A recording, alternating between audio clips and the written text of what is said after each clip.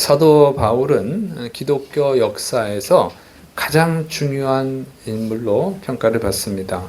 예수님 이후로 가장 예수님을 많이 닮은 위대한 신앙인으로 평가를 받습니다.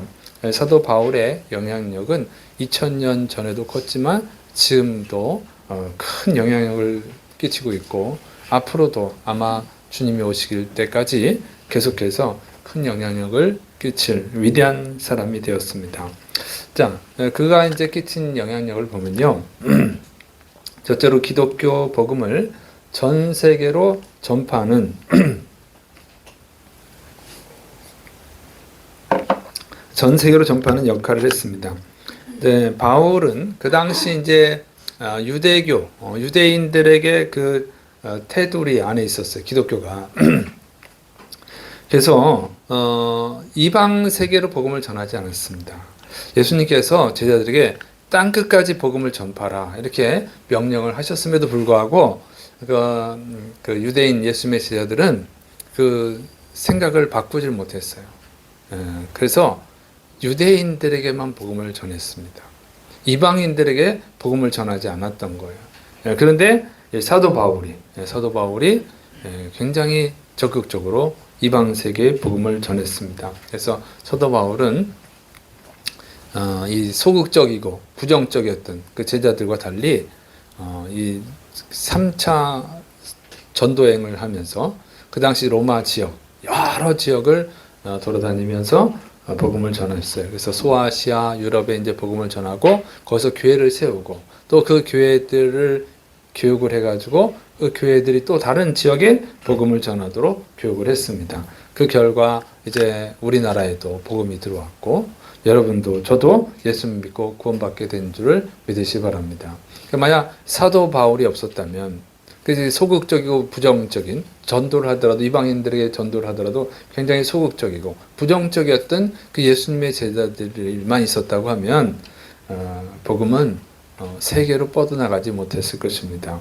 그래서 당연히 우리도 복음을 듣지 못했을 거예요. 아니면 더 한참 후에 더 오래 뒤에 복음을 듣게 됐을 것입니다. 그러니까 사도 바울은 정말 기독교 복음을 전 세계로 전파하는 그런 정말 훌륭한 역할을 한 것이죠. 그 다음에 이제 기독교 교회의 그 신학 체계를 세우는 일을 했어요. 바울은 신약 성경이 27권인데 그 중에 13권을 썼습니다. 그 분량은 신약 성경의 3분의 1 정도 돼요. 그러니까 굉장히 많은 서신을 썼는데 이 서신에 담긴 내용들이 굉장히 중요한 신학입니다. 이제 교회론, 교회의 본질과 사명을 가르쳐주는 내용이 있고요. 성령론, 성령님이 누구신가? 그다음에 성령의 역할이 무엇인가? 성령의 은사는 무엇인가? 이런 것들을 이제 가르쳐주죠. 그다음에 구원론, 인간이 어떻게 구원받는가? 이걸 가르쳐줘요. 그래서 많은 다른 종교는요, 다 행위 구원입니다. 근데 기독교는 행위 구원이 아니에요. 믿음으로 구원받는 거죠. 그래서 일신득입니다. 믿음으로 구원받는 거예요. 그러니까 믿음으로 구원받는다. 인간의 행위로 구원받을 수 없다. 오직 하나님의 은혜로 구원받는다. 요걸 이제 가르쳐 준 것이 이제 사도 바울이죠. 그래서 로마서 1장 17절 복음에는 하나님의 의가 나타나서 믿음으로 믿음에 이르게 하나니 기록된 바 오직 의인은 믿음으로 말미암아 살리라 함과 같으니라. 로마서 3장 28절 그러므로 사람이 의롭다 하심을 얻는 것은 율법의 행위에 있지 않고 믿음으로 되는 줄 우리가 인정하노라. 갈라디아서 2장 16절 사람이 의롭게 되는 것은 율법의 행위로 말미암음이 아니요 오직 예수 그리스도를 믿음으로 말미암는 줄 알므로 우리도 그리스도 예수님을 믿나니 이는 우리가 율법의 행위로서가 아니고 그리스도를 믿음으로써 의롭다함을 얻으려 함이라. 율법의 행위로서는 의롭다함을 얻을 육체가 없느니라. 그래서 이 믿음으로 구원을 받을 수 있다. 이거를 정확하게 잘 가르쳐 준 거예요. 그래서 이 복음을 그러니까 교회만 다니면 안 돼요. 복음을 잘 배워야 됩니다. 복음을 잘못 이해하면은 교회는 다녀도 복음을 모르면 자기의 어떤 행위로 구원받는 줄 알아요. 자기가 예배를 드리고 11조를 하고 헌금을 하고 봉사를 하고 전도를 하고 뭐 이런 행위로 구원받는 줄 착각을 하는 거예요. 그러면 사람이 교만해집니다. 종교적이 되는 거예요. 교회를 다녀도 종교적이 되고 교만해지고 그런 게 다른 사람들을 자꾸 멸시하고 천대하고 잘못된 기독교인이 돼요. 그리고 잘못을 했을 때도 거의 큰 부담감을 느끼지 않아요. 또 행위를 하면 되니까. 그래서 개성한 기독교인이 됩니다. 근데 개성한 기독교인, 좀 이상한 기독교인이 꽤 있어요. 그럼 복음을 잘못 이해해서 그래요. 사도 바울은 우리 인간의 어떤 노력으로 행위로 구원받는 게 아니고 하나님의 은혜로 하나님 신 은혜로 구원을 받는다. 믿음으로 구원받는다고 하는 이걸 잘 가르쳐 주셨어요. 그리고 이 영향으로 인해서 16세기 천주교가 타락을 했죠. 다 면죄부 팔고 천주교는 이행득입니다. 행동으로 구원받는 줄 알아요. 아직도 착각하고 있어요. 그것을 그러므로 인해서 잘못된 일들을 많이 했단 말이에요. 응?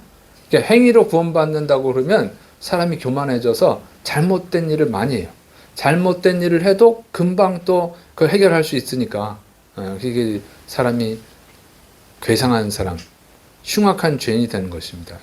행위 구원은 그렇게 돼요.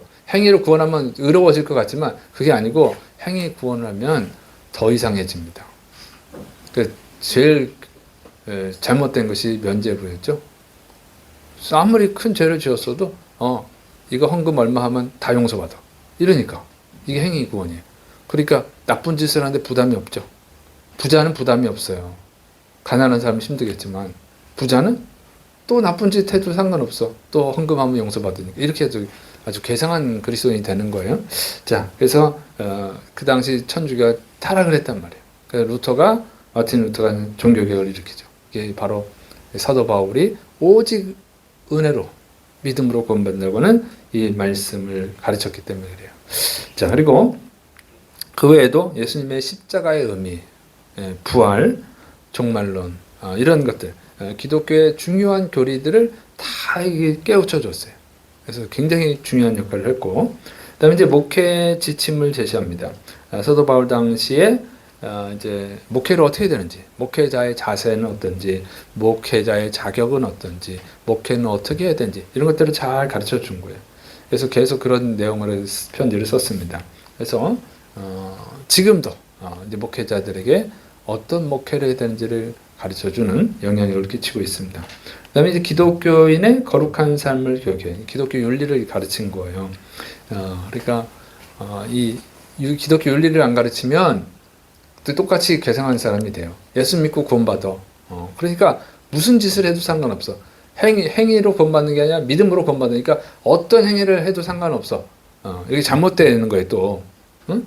온갖 더러운 짓을 해도 돼. 믿음으로 구원받는 거니까. 이게 영지주의거든요. 이제 지금 구원파들 다 그래요. 이단들이 그렇게 합니다. 자, 그래서 기독교 윤리를 가르쳐줘요. 그래서 이 더러운 일, 음란한 일, 이걸 하면 안 된다. 동성애를 하면 구원받지 못한다. 이런 것은 교회에 다닌다고 해도 자기가 예수님을 믿는다고 고백한다 할지라도 그것은 인정받을 수 없다. 그건 가짜다. 이걸 가르쳐 주는 거예요. 이런 악한 일을 행하는 자는 하나님의 나라에 들어갈 수 없다. 아무리 교회를 다녀도. 그래서 기독교 윤리를 가르쳐 주죠. 그러니까 그리스도인이라면 이렇게 살아간다. 행위로 구원받는 것이 아니라 믿음으로 구원받은 사람은 이렇게 변화된 삶을 살아간다는 걸 가르쳐 주는 거예요. 그래서 이걸 잘 모르니까 요즘 교회들 중에서 동성애자도 구원받는다. 그 무식한 소리를 하는 사람들이 나오는 거예요. 성경을 몰라서 그래요. 그래서 동성애자는 구원받을 수 없다. 이걸 가르쳐 주죠. 그리고 그리스도인들은 남의 도움을 받으면서 게으르게 살아가면 안 된다. 책망을 하죠. 하나님의 말씀을 따라서 살고 세상에서 열심히 일해서 돈을 벌고 그 돈으로 예수 그리스도의 사랑을 베풀면서 살아야 된다. 이게 기독교인이다. 이런 걸 가르쳐 주는 거예요. 그래서 남을 도우려면 어떻게? 정말 열심히 일해야 되고 또 절약을 해야죠. 내가 쓰고 싶은데 다 쓰고는 남을 도와줄 수가 없잖아요. 절약을 해서 그리스도의 사랑을 베풀어야 된다. 이런 이제 그리스도인의 삶을 이제 교육을 하죠. 윤리적 삶. 그다음에 그리스도인의 삶의 목적. 그리스도인의 삶의 목적이 뭐냐? 그리스도인의 정체성이 뭐냐? 이런 것을 가르쳐 줍니다. 그래서 사도 바울은 원래 어떤 사람입니까?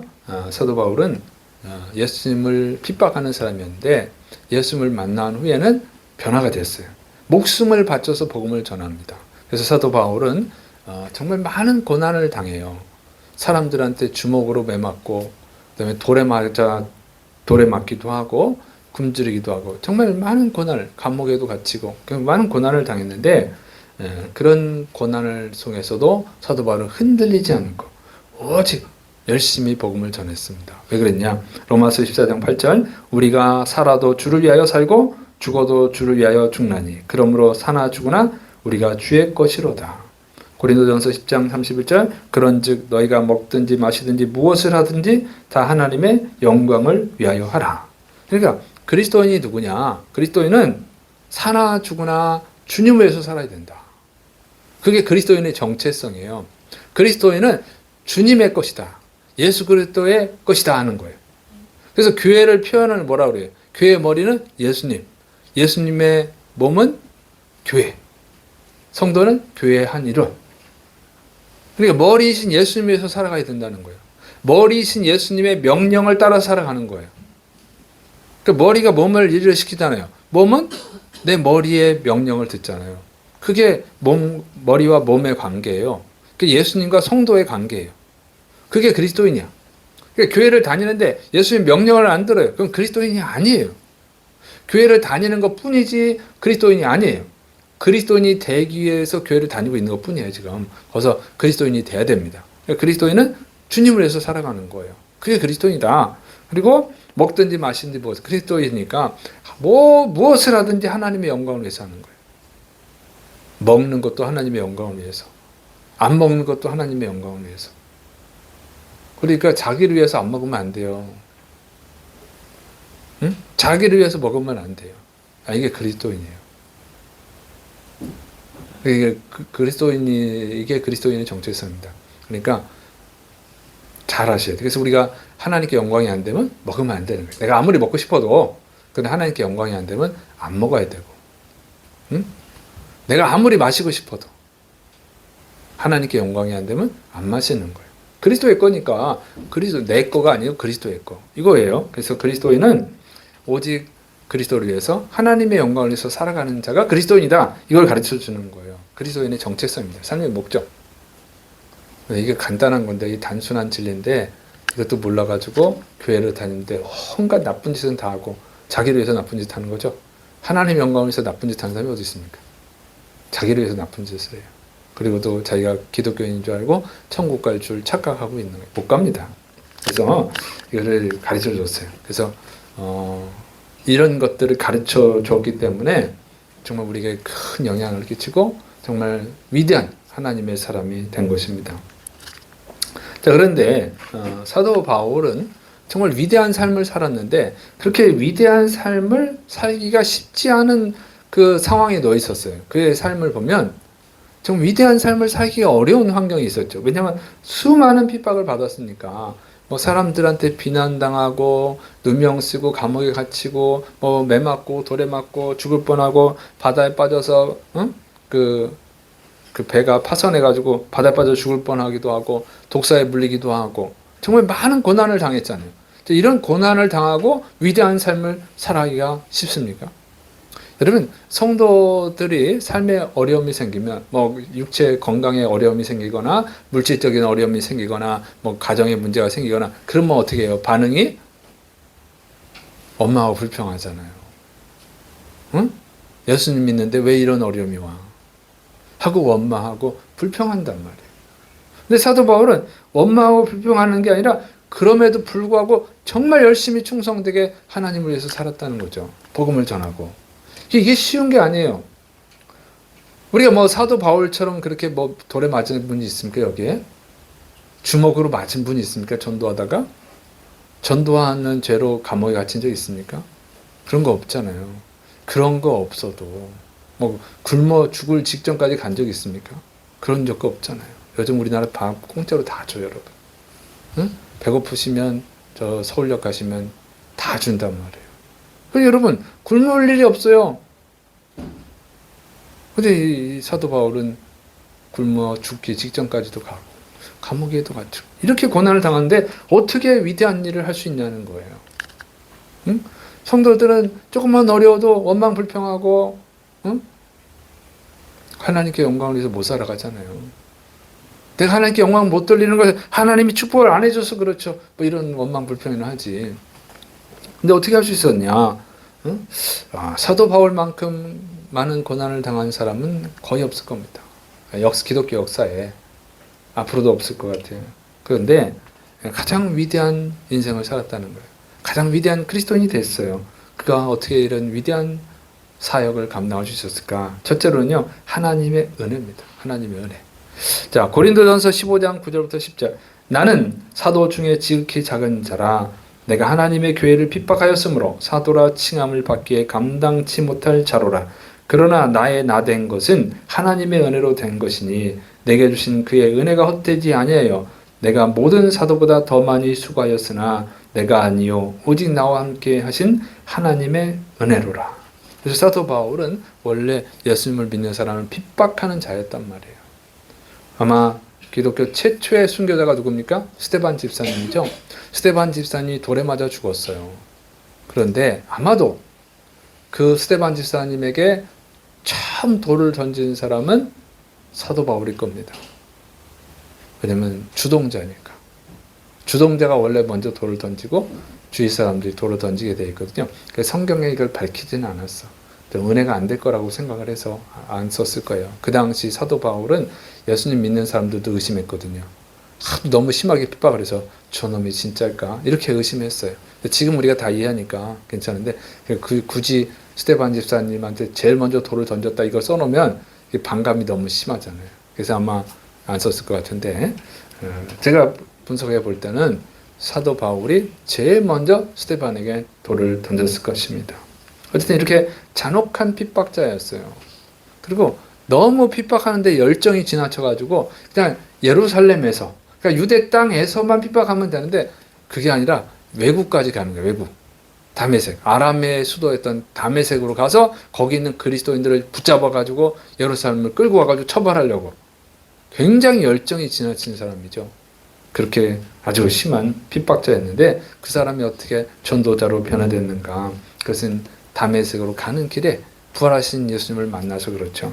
사도행전 9장 3절부터 5절. 사울이 길을 가다가 다메섹에 가까이 이르더니 호련히 하늘로부터 빛이 그를 둘러 비추는지라 땅에 엎드러져 들음에 소리가 있어 이르시되 사울아 사울아 내가 어찌하여 나를 박해하느냐 하시거늘 대답하되 주여 누구시니까 이르시되 나는 내가 박해하는 예수님이라. 그래서 이렇게 예수님이 사도 바울에게 직접 나타나셔서 네가 지금 하나님의 아들을 박해하고 있다. 이런 걸 가르쳐 주세요. 그래서 예수님이 하나님의 아들이다. 인간을 죄에서 구원하기 오신 메시아다. 하나님이 보내신 메시아다. 이런 것들을 가르쳐 주죠. 거기서 이제 사도 바울이 깨달았어요. 그리고 예수님이 십자가에서 죽어주신 이유는 바로 모든 인류를, 자기를 비롯한 모든 인류를 구원하기 위한 하나님의 화목제물이 되었구나. 이런 것을 깨닫게 됩니다. 그래서 사도 바울이 거기서 변화돼요. 그리고 나 같은 죄인을 왜 하나님이 구원하셨는가? 이방인들에게 복음을 전하라고. 제자들이 이방인들에게 복음을 전하는데 굉장히 소극적이거나 아예 부정적이니까 사도 바울을 택하시는 거예요. 그래서 사도 바울은 이방인들이 없었다면 내가 선택을 못 받았겠구나. 그러니까 이방인들이 참 고맙다. 그렇게 생각해가지고 이방인들에게 열심히 복음을 전하게 된 줄을 믿으시 바랍니다. 그게 하나님의 은혜예요. 하나님이 사도 바울을 이렇게 직접 만나주신 거죠. 예수님, 부활하신 예수님이. 두 번째로는요, 누구냐, 이제 바울의 동역자들이죠. 이게 로마서 16장, 이게 로마서의 마지막 장에 사도 바울이 자기를 도와준 동역자들을 쭉 기록을 합니다. 그래서 다 보진 않고 오늘 7절까지만 했는데 본문을. 자, 보면은 이제 먼저 베베를 소개하죠. 고린도시의 동남쪽에 위치한 항구의 갱그레아 지역의 교회 일꾼이에요. 그래서 여자 집사인데 AD 57년경 사도 바울이 세 번째 전도 여행을 하면서 이제 고린도에 머물러서 이제 로마서를 써요. 로마서를 쓰고 그 로마서를 고린도 성도에서 이제 로마 교회에 전달하라고 하는 일을 시키는데 그 로마 교회는 다른 훌륭한 성도들을 안 시키고 이 베베를 시켰다는 거예요. 베베를. 이게 정말 신뢰할 수 있는 사람이라는 거죠. 그리고 여자지만 그 당시 보게 되면 상당한 영향력을 가지고 있었고 또 물질, 재정적 능력을 가졌던 사람으로 보여요. 그러니까 돈이 많고 힘 있는 여자예요. 그런데 돈이 많고 권력이 있고 그러면 어떻게 해요? 자기 즐거운 데 많이 쓰죠. 특히 여자들이 어디 많이 써요? 옷 사는 데 많이 쓰고, 옷 꾸미는 데 많이 쓰고. 그러죠. 또 맛있는 거 먹고. 근데 이 여자는 거기다 돈을 쓰는 게 아니고 자기의 쾌락을 위해서 자기의 만족을 위해서 쓰는 게 아니라 사도 바울이 복음을 전하는 것을 적극적으로 후원을 했다는 거예요. 교회를 섬기는데.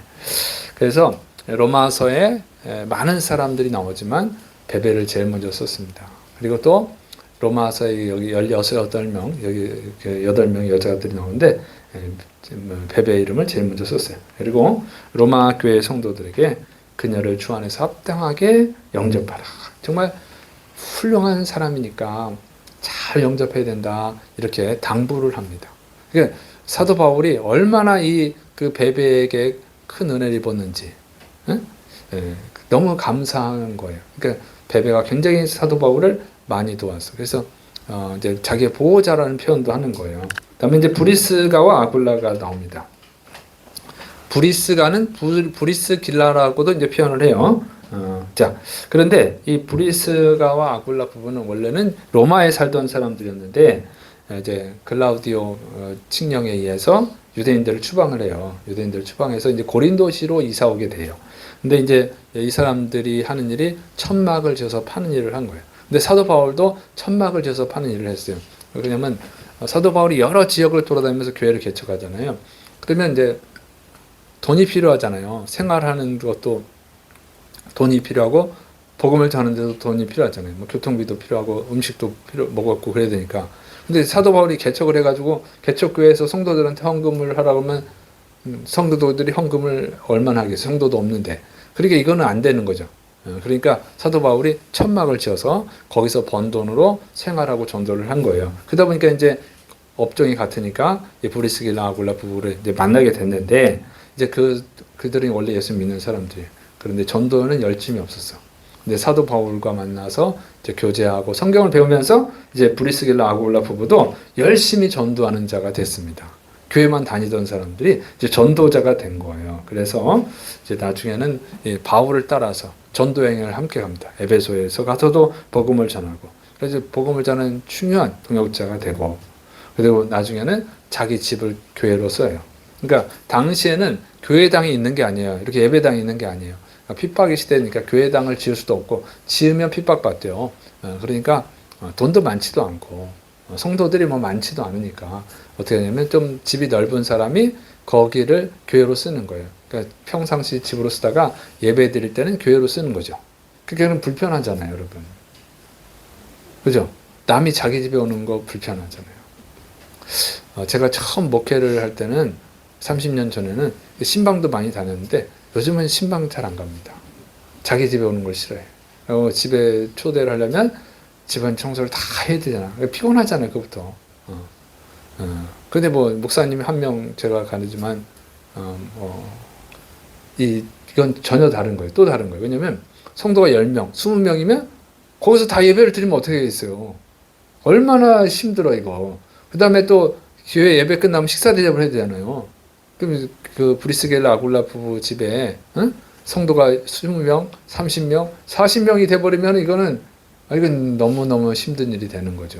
그러니까 그걸 잘 안 하는데 브리스겔라 아굴라 부부가 했다는 거예요. 그만큼 이제 헌신자가 된 거예요. 그래서 또 이런 도움이 있었기 때문에 이들 부부는 사도 바울에서 목숨을 내어놓을 정도로 헌신적이었다는 거예요.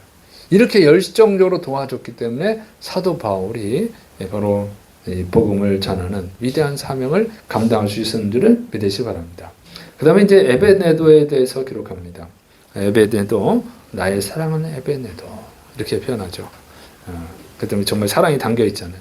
그리고 그리스도께 처음 익은 열매다. 그러니까 아시아에서 처음 익은 전도.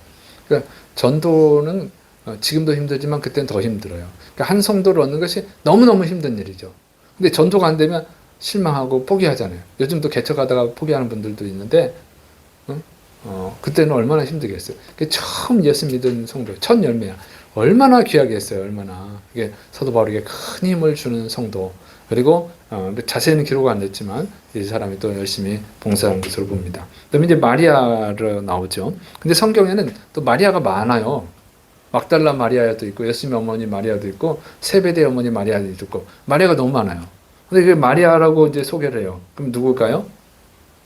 그러니까 이게 누군지 잘 알 수 없기 때문에 어떤 지역의 마리아, 누구의 동생 마리아, 누구의 어머니 마리아, 누구의 부인 마리아 이런 식으로 설명을 하거든요.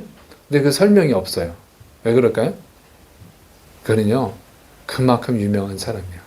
얼마나 헌신을 많이 했는데 마리아 하면 아 그 여자구나 다 알 정도로 사도 바울을 열심히 도왔다는 거죠. 이런 동역자가 있었습니다. 그다음에 안드로니고와 유니아가 설명이 됩니다.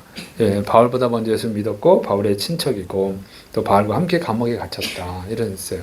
그러니까 바울과 함께 감옥에 갇혔다는 의미는 바울과 함께 전도하다 같이 갇혔다는 의미일 수도 있고 또는 사도 바울이 감옥에 갇혔을 때 그 수발을 들었다 그런 의미예요. 그러니까 아마 수발을 들은 것으로 보입니다. 그리고 자 이런 그 동역자들 정말 이렇게 바울이 복음을 전하는데 함께 헌신했던 정말 훌륭한 헌신자들, 훌륭한 후원자들이 있어서 사도 바울이 이 사명을 잘 감당하고 정말 교회사에 남는 위대한 하나님의 사람이 되어진 줄을 믿으시길 축원합니다. 요 외에도 그 쭉 보면 수십 명이 수십 명이 될지 수백 명이 될지 모르겠어요.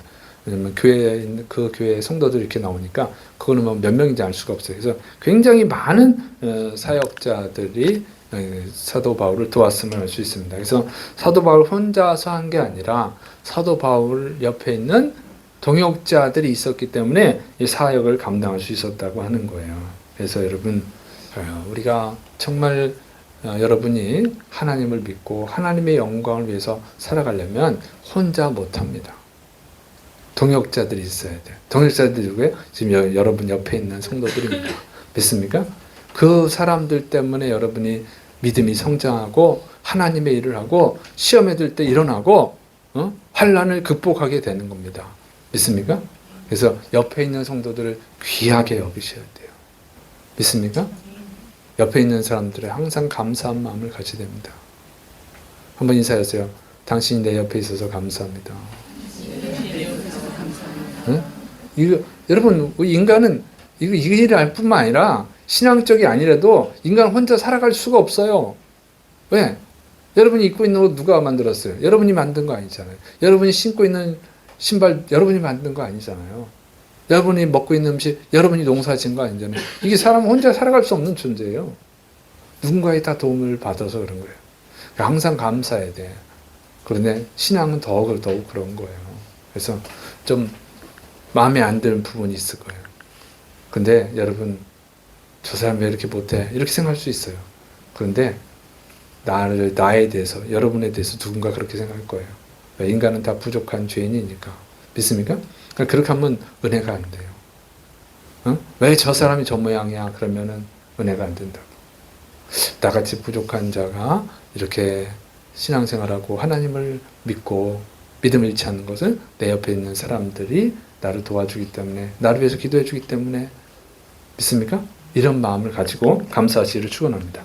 자, 그런데 이렇게 말씀을 잘 보니까 오늘 중요한 것은 뭐냐면 사도 바울이 자기 옆에 있는 사람들을 평가하고 있다는 거예요.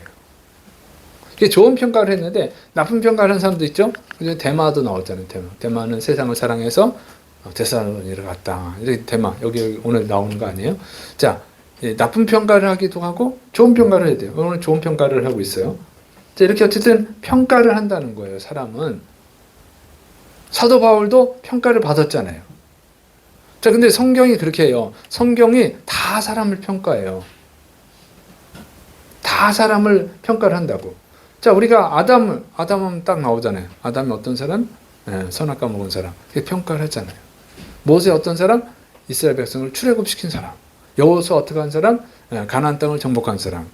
다 평가를 하죠. 다윗 골리앗을 쓰러뜨린 사람. 이렇게 평가를 해요. 성경이 다 그렇게 평가를 해놔서 그래. 그러니까 여러분 무슨 얘기를 하냐면 여러분 하나님 평가하시는 거예요. 믿습니까? 요즘 새벽 예배 설교가 뭐예요? 역대하서 설교하고 있잖아요. 다 왕들에 대한 평가잖아요. 이렇게 하나님이 다 평가하셔요. 예수님이 가르쳐 주셨어요. 달란트의 비유. 주인이 와서 평가한단 말이에요. 잘했다, 착하고 충성된 종이라 이렇게 평가를 받는 사람이 있고, 악하고 게으른 종이라 이런 평가를 받는 사람이 있어요. 내 주인의 즐거움에 참여할지어다, 천국 잔치에 참여할지어다, 이런 칭찬, 상을 받는 사람이 있고, 바깥가운데 내가 쫓겨서 슬피 울며 이를 가라, 지옥에 가가지고 영원히 고통당해라, 이런 무서운 심판을 받는 사람도 있는 거예요. 이게 평가를 한단 말이에요. 평가를 해서 상 줄 사람은 상을 주고 벌을 줄 사람은 벌을 줘요. 여러분은 어떤 평가를 받을 것 같습니까? 자기 자신을 돌아봐야 돼요. 하나님이 여러분을 어떻게 평가하실까를 잘 생각해야 됩니다. 그냥 교회만 왔다 갔다 하지 마시고, 내가 교회 왔는데 이 예배 드리는 것을 하나님 어떻게 평가를 하실까? 내가 주님을 섬기는 것을 하나님 어떻게 평가하실까? 내가 봉사를 하는데 하나님 어떻게 평가하실까? 내가 봉사를 안 하는데 하나님 어떻게 평가하실까? 이걸 자신이 좀 검토하셔야 돼요. 왜냐하면 반드시 하나님 앞에서 평가를 받는 날이 오니까, 심판을 받는 날이 오니까요. 그때 잘했다, 충성된 종이라는 칭찬을 받으면 할렐루야지만, 악하고 게으른 종이다 이러면 정말 답이 없잖아요. 그때 가서는 이거 바꿀 수가 없어요. 지금 우리가 살아있는 동안에, 이 세상에 있는 동안에는 지금까지 나쁜 평가를 받아서 상관없어요. 사도 바울처럼 핍박자라는 평가를 받아서 상관없어요. 고치면 되니까. 그런데 주님 앞에 딱 서버리면 이제 기회가 없어요. 고칠 기회가 없어요. 그래서 지금 여러분이 하나님께 어떤 평가를 받는지를 점검하시고, 여러분 정말 좋은 평가를 받으시는, 칭찬받는 분들이 되시를 축원합니다. 그래서 다 상 받는 분들이 되시를 축원합니다. 제가 이번에 총회에 가서, 교단 총회, 정기 총회에 가서 목회 30년 근속상을 받았습니다. 근속패와 상금 30만 원을 받았어요. 제가 이제 여러 생각들이 들더라고요. 여러 가지 생각들이 들었어요. 30년을 이제 목회하고, 그러면 30년 목회하면 이제 상도 주고 상패도 주고 또 이렇게 꽃다발도 주고 사진도 찍고 박수 치고 많이 이렇게 하거든요. 제가 이제 이런 생각을 했어요. 30년 이제 목회를 해왔는데, 어떻게 해요? 이제 여러 가지 생각들이 드는 거예요. 여러 가지 생각들이 들었습니다. 첫째로 하나님의 은혜구나.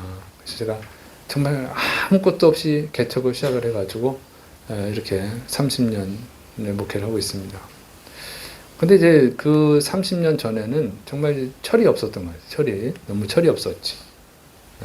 제가 27살에 개척을 했는데 꿈이 컸단 말이에요. 엄청 꿈이 컸어. 그래서 보니까 철이 없었다. 너무 철이 없었다. 이런 생각을 했어요. 철 없어서 27살이면 철들 나이는 아니잖아요. 그래서 철이 없이 이제 시작을 해서 이렇게 왔는데, 하나님의 은혜다. 어떻게 이렇게 해왔을까? 응? 많은 어려움들이 있었는데 그걸 어떻게 이겨냈을까? 하나님의 은혜죠. 두 번째로는 바로 여러분의 은혜다. 우리 성도님들이 있어서, 응? 성도님들이 있어서 여태까지 해왔다. 이런 생각이 들었어요. 그래서 여기 보니까 30년 전에 나온 우리 민재영 성도도 있네. 감사하네. 옛날 생각이 또 나네. 자, 어쨌든 우리 성도님들이 있어서, 없었으면 혼자 어떻게 목회를 하겠어요. 성도들이 있으니까 목회를 하는 거지. 그래서 우리 성도님들 훌륭하다, 이런 생각이 들었어요. 감사하고 그런 생각이 들었습니다. 자, 그런데 그래서 앞으로 목회를 어떻게 해야 되나? 그러니까 우리 성도님들을 향해서는 내가 또 어떤 마음을 가지고 이제 목회를 할까, 이런 또 생각도 해봤는데, 제가 이제 바라는 것은 우리 교회 나오는 분이 한 명도 빠짐없이 다 구원받기를 바랍니다. 그래서 내가 어떻게든지 우리 교회에 나온 성도들을 한 분도 빠짐없이 천국에 갈 수 있도록, 예수님 믿는 가장 중요한 이유가 뭐겠어요? 물론 하나님께 영광을 돌려야 되는데, 그건 구원받은 사람의 얘기지, 구원받지도 못한 사람이 하나님께 영광을 돌릴 수도 없고, 돌린다는데 무슨 의미가 있습니까? 지옥 가면 무슨 의미가 있어요? 그래서 유치할 수도 있지만 가장 중요한 것은 우리 교회 나오는 성도님들은 반드시 천국에 가게 있다. 거기에 초점을 맞춰서 목회를 해야겠다 이런 생각을 하고, 두 번째는 이왕 구원받는 거 하나님 앞에 섰을 때 칭찬받는 성도가 되게 해야겠다 이런 이제 목표를 갖는 거예요. 교회만 다녔는데 부끄러운 구원을 받으면 안 되잖아요. 칭찬받는 구원, 하나님께 정말 칭찬받는 성도를 만들어야겠다 이런 생각을 하고, 또 이제 세 번째로는 그 세상 사람들에게도 인정받는 성도가 되게 해야겠다 이런 또 생각을 했어요. 교회 다니는 애가 왜 그 모양이냐 이런 소리 들으면 안 되잖아요. 예수님 믿는 사람이 모범이 돼야지. 정말 예수님 믿는 너를 보니까 참 훌륭하다. 너를 보니까 나도 예수님을 믿고 싶다. 너가 다니는 교회 나도 가고 싶다. 이런 게 칭찬을 듣는 성도, 사람들에게도 인정받는 성도를 만들어야겠다 이런 생각을 했어요. 왜냐하면 성경에 보니까 정말 하나님이 인정하는 성도들은요, 보통 사람들한테 다 인정받잖아요. 신앙적 이유로 핍박받는 거 외에는요 다 인정받습니다. 그래서 다니엘을 보니까 다니엘의 그 경쟁자들이 다니엘을 고소하려 해도 아무런 흠이 없어가지고 고소를 못했잖아요. 고소를 할 게 없어. 흠이 없으니까, 부정한 게 없으니까. 얼마나 훌륭합니까? 이런 사람이 돼야지. 요셉은 어디를 가든지 인정을 받아가지고 거기서 총무 역할을 하고 나중에 국무총리가 되잖아요. 너무너무 일을 잘하니까 이런 성도를 만들어야겠다 이런 생각을 했습니다. 그리고 또 이왕이면 우리 성도님들이 다 부자가 됐으면 좋겠다. 그래서 부자가 되시기를 바랍니다. 이왕이면 부자가 될 수 있도록 이런 마음을 갖고, 그 다음에 이제 또 한 가지 제 소원은 우리 교회 나오는 성도님들, 오랫동안 나오신 분들은 꼭 성지순례를 보내주고 싶다 이런 마음을 갖어요. 하나님이 나한테 좀 물지축 복을 주셔가지고 제가 그 오래 다닌 수에 또 좀 다르지만 그래도 10년 이상 나온 분들은 최소한 100만 원 이상은 후원해 주고 싶다 이런 그런 마음을 가졌어요. 10년 이상 나온 분들은 10년 이하로 나온 분 그것도 좀 덜 해주고, 마음이 그래, 마음이. 그래서 다들 이제 받으시길 바랍니다. 그래서 뭐 수천만 원이 들어갈 것 같은데 어쨌든 제가 그런 마음이 들었어요. 왜냐면 성지순례 가서 또 성경이 기록된 그 땅에 가서 또 이렇게 하는 예수 그리스도의 흔적을 좀 보고 또 하나님 은혜를 또 깨닫고 여러분이 수고한 거에 대한 어떤 보상도 좀 되고 이랬으면 좋겠다. 이런 제 소원입니다.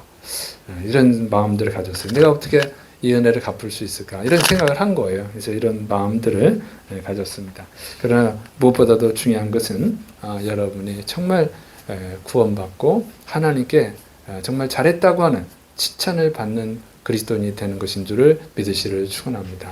그래서 여러분이 정말 하나님 앞에 설 때 정말 세상에서의 삶을 잘했다, 수고했다 하는 그런, 그리고 여러분의 그 주님을 위한 헌신이 사도 바울의 헌신이 이렇게 성경책에 기록됐던 것처럼 여러분이 주님을 섬긴 그 헌신들이 하나님의 그 기념책에 다 기록되어지기를 축원합니다. 기도하겠습니다. 사랑이 많으신 하나님 아버지, 하나님은 평가하십니다. 주의 사랑하는 백성들이 하나님께 사도 바울처럼 잘하였다, 착하고 충성된 종이라고 하는 평가를 받을 수 있도록 은혜를 내려 주옵소서. 또 주의 종이 그렇게 하게 붙들어 주옵소서. 예수님의 이름으로 감사하며 기도드립니다.